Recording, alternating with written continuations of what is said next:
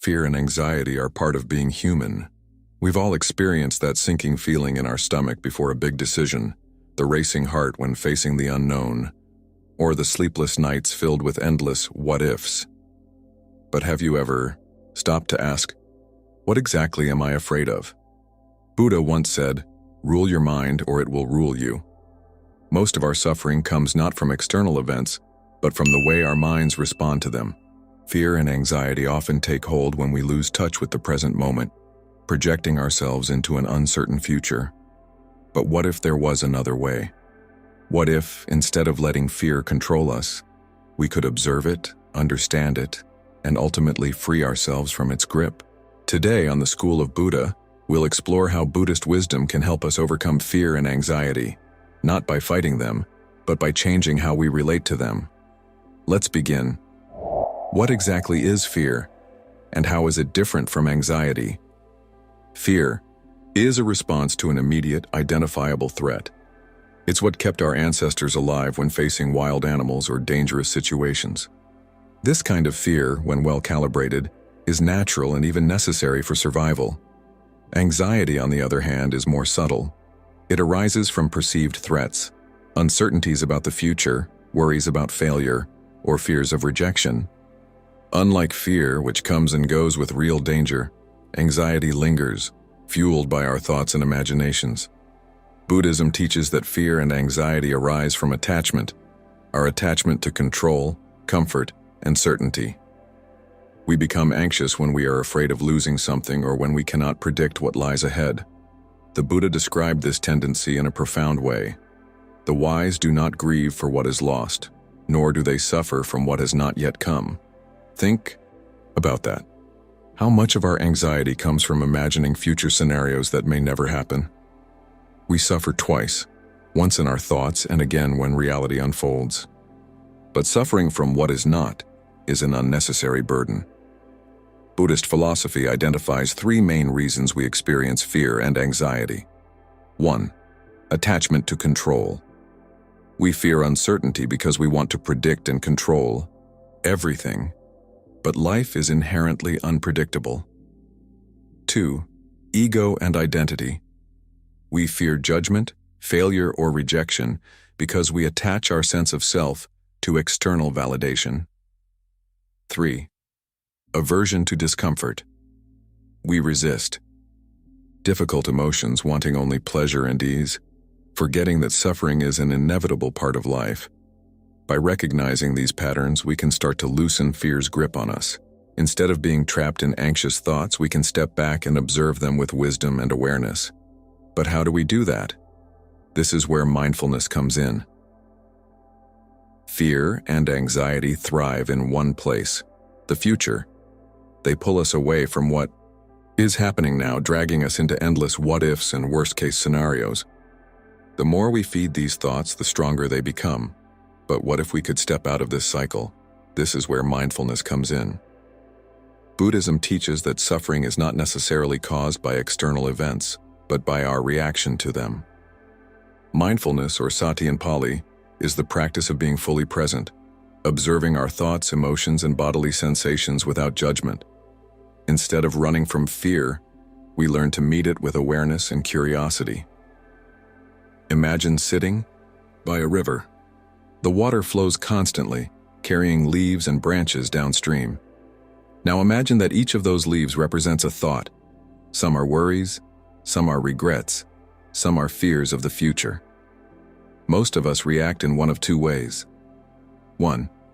We cling to the thoughts, grabbing onto the leaves, analyzing them, and getting caught up in the current. 2. We try to stop the river, pushing thoughts away, resisting fear, and struggling against reality. But mindfulness offers a third option, watching the river flow without getting swept away. When we become mindful, we don't have to believe every fearful thought. We don't have to let every anxious emotion take control. Instead, we acknowledge their presence, observe them, and let them pass like clouds in the sky.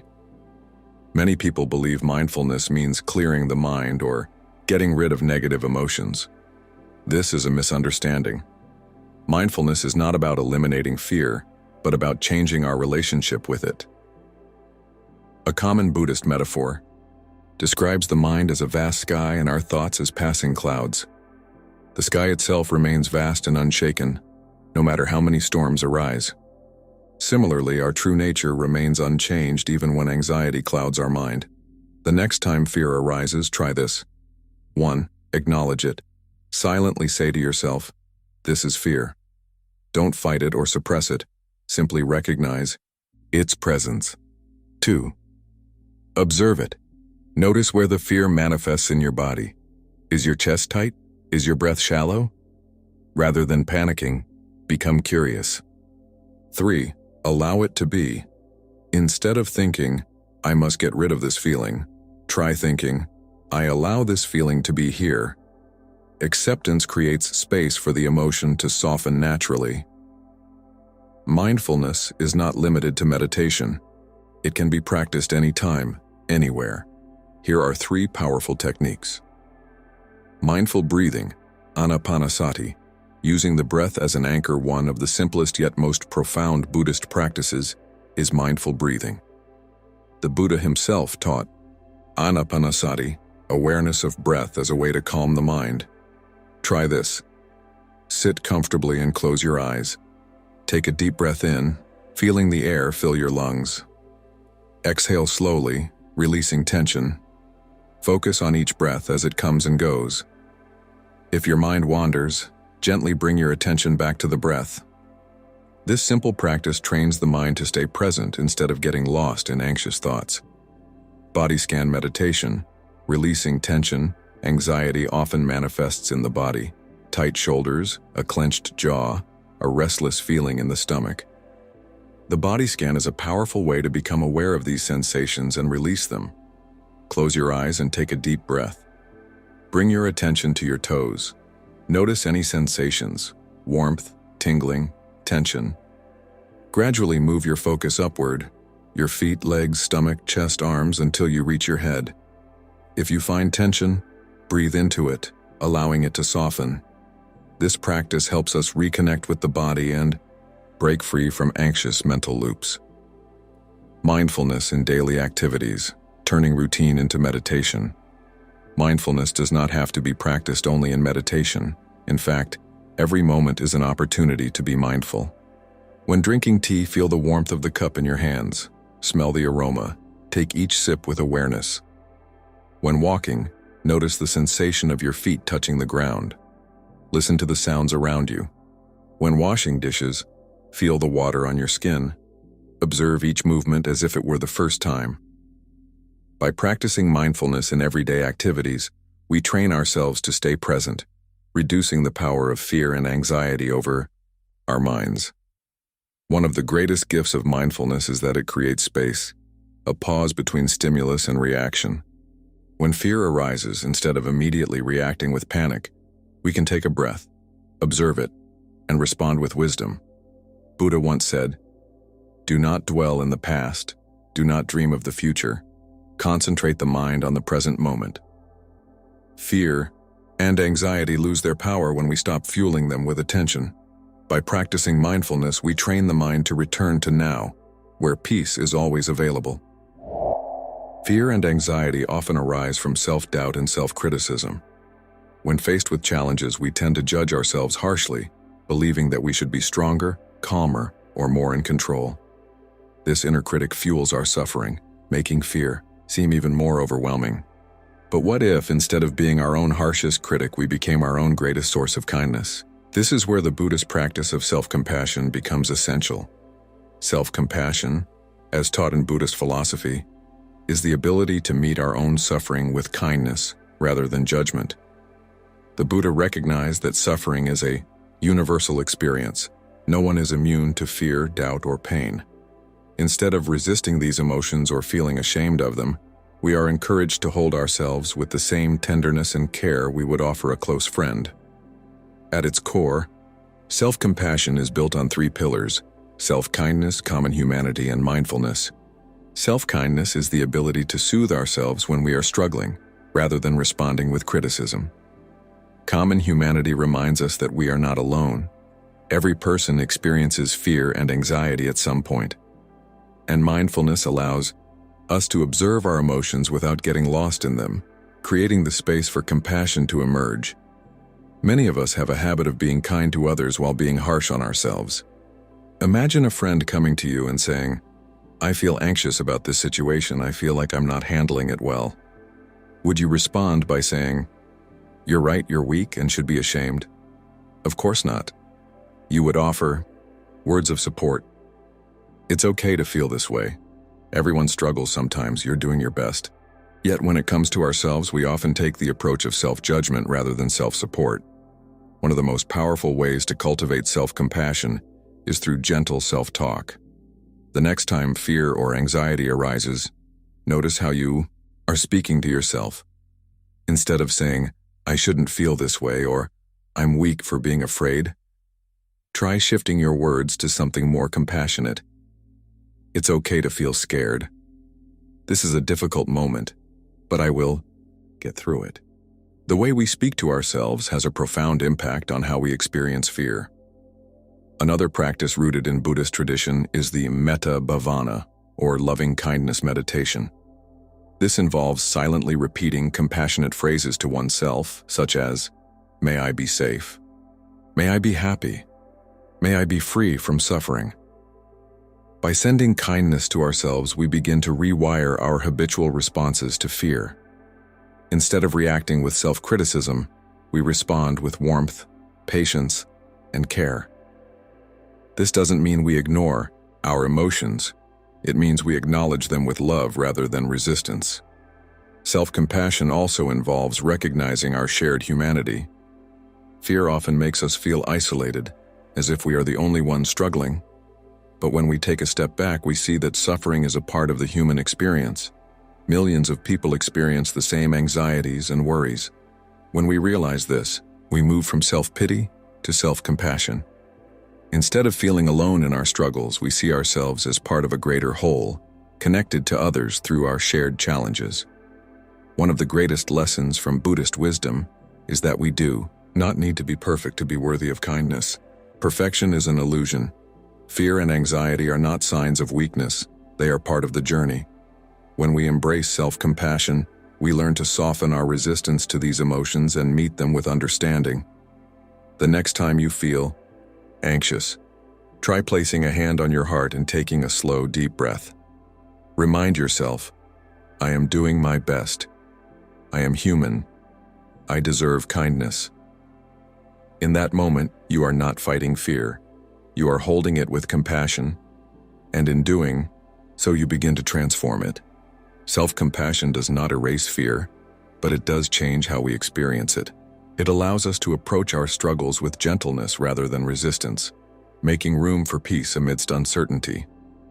And when we practice self-compassion consistently, we begin to realize that true strength is not about never feeling afraid. It is about facing our fears with an open heart, filled with patience, wisdom, and kindness. Fear and anxiety often arise from our resistance to uncertainty and our desire to control outcomes. We cling to the idea that things must go a certain way, that life should unfold according to our expectations. But life in its essence is unpredictable. The more we struggle to hold on to control, the more suffering we create for ourselves. The Buddha taught that much of our pain comes not from what happens to us, but from our unwillingness to accept things as they are. Learning to embrace acceptance and letting go is one of the most powerful ways to free ourselves from fear and anxiety. At the heart of Buddhist philosophy is the teaching of impermanence, or anicca. Everything in life, our thoughts, emotions, relationships, and even our own bodies is constantly changing.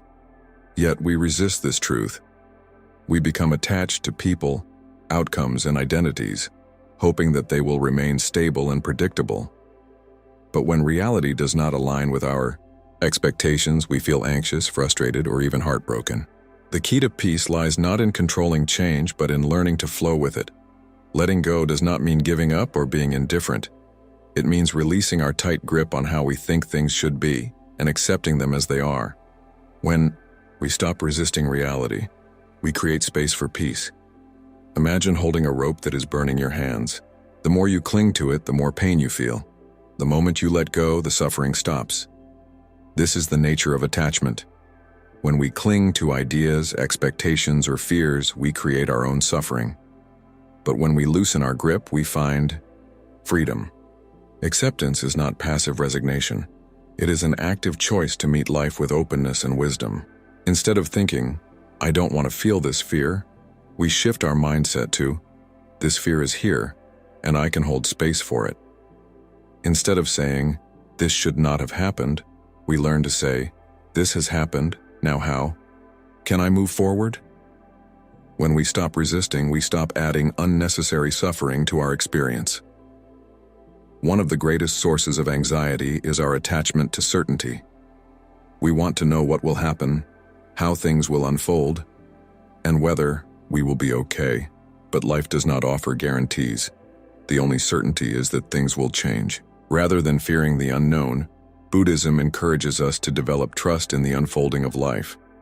Just as the sun rises without our control, just as the seasons change without our interference, life moves forward with its own rhythm. When we surrender to this flow, we find peace. A practical way to cultivate acceptance is through reframing our thoughts. When we catch ourselves resisting reality, we can ask, "Am I trying to control something beyond my power?" If the answer is yes, we can gently remind ourselves to let go. For example, instead of fearing failure, we can reframe our mindset. "Even if this doesn't go as planned, I will learn from it." Instead of fearing change, we can remind ourselves, "Everything is temporary, and I have the strength to adapt." This simple shift in perspective can transform the way we experience fear and anxiety. Another practice that supports letting go is meditation on impermanence. In Buddhist traditions, monks often contemplate the impermanent nature of all things to cultivate detachment and wisdom. You can try this practice by reflecting on simple truths. The breath comes and goes. The body ages. Emotions rise and pass, like waves in the ocean. By meditating on impermanence, we begin to loosen our attachments and embrace the transient nature of life. Letting go also requires us to surrender our illusion of control. There are many things in life we cannot control. Other people's actions, the passage of time, or unforeseen circumstances. But what we can control is how we respond. Instead of resisting, we can practice acceptance. Instead of holding on to fear, we can choose to trust. The Buddha taught that suffering diminishes the moment we stop clinging. The tighter we hold on to expectations, the more we suffer. But when we release them, we open ourselves to freedom and peace. True letting go is an act of courage. It means stepping into the unknown without fear, trusting that we have everything we need within us to face whatever comes. It means loosening our grip on the past and future, and instead, fully embracing the present moment. As we practice acceptance, we begin to realize that peace is not found in controlling life. It is found in surrendering to it. Fear and anxiety are often seen as obstacles, something to be eliminated, conquered, or avoided. But in Buddhist wisdom, fear is not an enemy. Rather, it is a teacher. Every moment of fear presents an opportunity to deepen our understanding of ourselves and the world. Instead of resisting fear or trying to suppress it, we can transform it into wisdom by seeing it as part of the natural unfolding of life. When approached with mindfulness and insight, fear can become a gateway to growth, resilience, and inner peace. One of the key Buddhist teachings that helps us reframe fear is the concept of dukkha, which refers to suffering or dissatisfaction. The Buddha taught that suffering arises not simply because fear exists, but because of our resistance to it. When we try to push fear away, it grows stronger. When we obsess over it, it tightens its grip. However, when we observe fear with awareness, we begin to understand its nature. Instead of reacting impulsively, we develop discernment, allowing us to respond with wisdom rather than panic. Fear often comes from the unknown, the uncertainty of what will happen next, whether we will succeed or fail, whether we will be accepted or rejected. Buddhism teaches that the unknown is not something to fear but to embrace. Anxiety about the future is often a sign that we are too attached to a particular outcome. If we loosen this attachment, we also loosen the anxiety that comes with it. For example, instead of fearing failure, we can ask, "What can I learn from this experience no matter the outcome?" Instead of fearing change, we can remind ourselves, everything changes, and with each change comes new possibilities. When we shift our mindset, we transform fear into an opportunity for insight. Another powerful Buddhist practice for transforming fear is self-inquiry. Instead of being consumed by anxiety, we can turn inward and ask, what is this fear trying to teach me? Often, fear points to areas where we are attached, where we seek control, or where we have unresolved emotions. By examining our fears with honesty and curiosity, we uncover deeper truths about ourselves. For example, if we fear rejection, we might realize that we are placing too much of our self-worth in external validation. If we fear failure, we might discover that we are clinging to perfectionism. In this way, fear becomes a guide, illuminating areas where we can grow and letting us see where wisdom is needed. Buddhist monks and practitioners often cultivate equanimity, or upekkha, as a way to transform fear into wisdom. Equanimity is the ability to remain balanced and at peace no matter what emotions arise. This does not mean suppressing emotions, but rather seeing them with clarity and detachment. When we cultivate equanimity, we learn that fear is just another passing experience. Like a wave in the ocean, it arises, peaks, and eventually fades away.